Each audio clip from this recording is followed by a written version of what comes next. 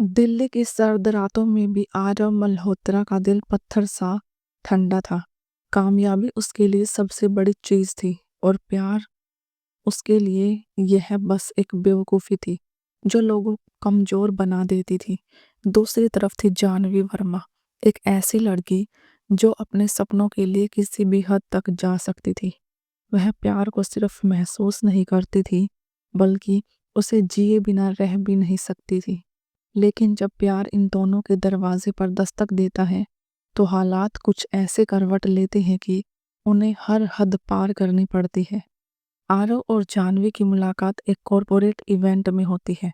जानवी एक एनजीओ चलाती है जो महिलाओं के अधिकारों के लिए काम करता है।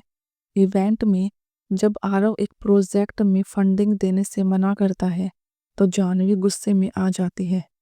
आप जैसे लोग सिर्फ पैसा कमाने के बारे में सोचते हैं। इंसानियत, इमोशंस, ये सब कोई मायने नहीं रखता, है ना? जानवी ने तंज कसा।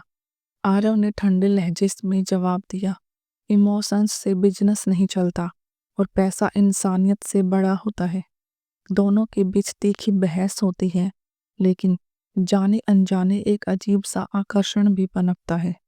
कई इवेंट्स और प्रोजेक्ट में दोनों आमने सामने आते रहते हैं। जानवी जितनी जिद्दी थी, आरव उतना ही अकड़ू। लेकिन धीरे धीरे उनकी नोक झोंक दोस्ती में बदलने लगती है। एक दिन जब जानवी का एनजीओ मुश्किल में आ जाता है, तो आरव उसकी मदद कर देता है। तो जनाब के पास दिल भी है, जानवी ने चुटकी ली। सोचा नहीं था, लेकिन शायद है। आरव मुस्कुराया। जानवी को एहसास होता है कि आरव सिर्फ एक बेरुखी से भरा बिजनेसमैन नहीं, बल्कि उसके अंदर कहीं गहराइयों में एक अच्छा इंसान छिपा है। धीरे धीरे दोनों की मुलाकातें बढ़ने लगती हैं। वे साथ में वक्त बिताने लगते हैं और जानवी की बेबाकी जिंदा दिली आरव को उसकी ठंडी जिंदगी से बाहर खींच लाती है। आरव उसे समझने लगता है और जानवी भी उसके पास रहकर सुकून महसूस करने लगती है। लेकिन तभी एक बड़ा मोड़ आता है।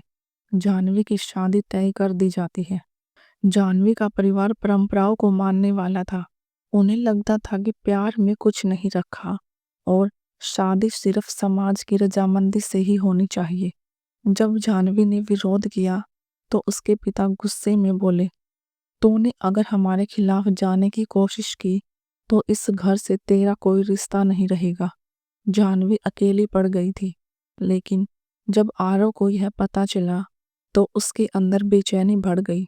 वह जिसे प्यार को बेवकूफ़ी समझता था, अब उसी प्यार के बिना रह नहीं पा रहा था। वह जानवी से कहता है, अगर तुम चाहो तो हम साथ भाग सकते हैं। तुम्हें इस शादी के लिए मजबूर नहीं होना पड़ेगा। लेकिन जानवी इन सब से डर गई थी। उसे नहीं पता था कि क्या करना सही होगा। जानवी के घर वालों ने उसकी शादी तय कर दी और वह मजबूर होकर आरव से दूर हो गई। आरव ने उसे रोकने की बहुत कोशिश की, लेकिन वह चाहकर भी समाज के डर से कदम नहीं उठा पाई। शादी से एक रात पहले जानवी ने आरव को फोन किया। शायद हमारी तकदीर में साथ होना नहीं लिखा। आरव पहली बार किसी के लिए बेबस महसूस कर रहा था। उसने अपनी दुनिया में कभी हार नहीं मानी थी, लेकिन इस बार वह हार रहा था, खुद से, हालात से और सबसे ज्यादा अपने दिल से। शादी के दिन जब जानवी मंडप में बैठी थी, तभी वहां आरव आ जाता है। वह सबके सामने खड़ा होकर कहता है, अगर मोहब्बत की कोई हद होती तो मैं वहीं रुक जाता, लेकिन अब यह मोहब्बत के पार जा चुकी है। मैं जानवी से प्यार करता हूँ और मैं उसे किसी भी कीमत पर खोने नहीं दूंगा। जानवी की आंखों में आंसू थे। उसके परिवार वाले गुस्से में थे, लेकिन उसके दिल में अब कोई डर नहीं था।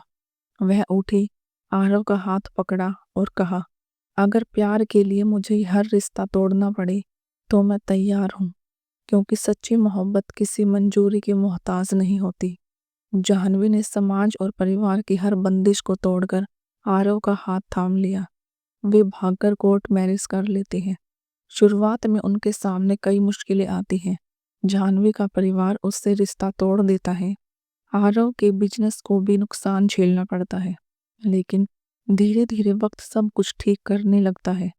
जानवी का परिवार उसे वापस अपनाता है और आरव समझ जाता है कि जिंदगी में सिर्फ बिजनेस नहीं बल्कि इमोशंस भी मायने रखते हैं। सच्चा प्यार कभी आसानी से नहीं मिलता और जब मिलता है तो उसे पाने के लिए हर हद पार करनी पड़ती है।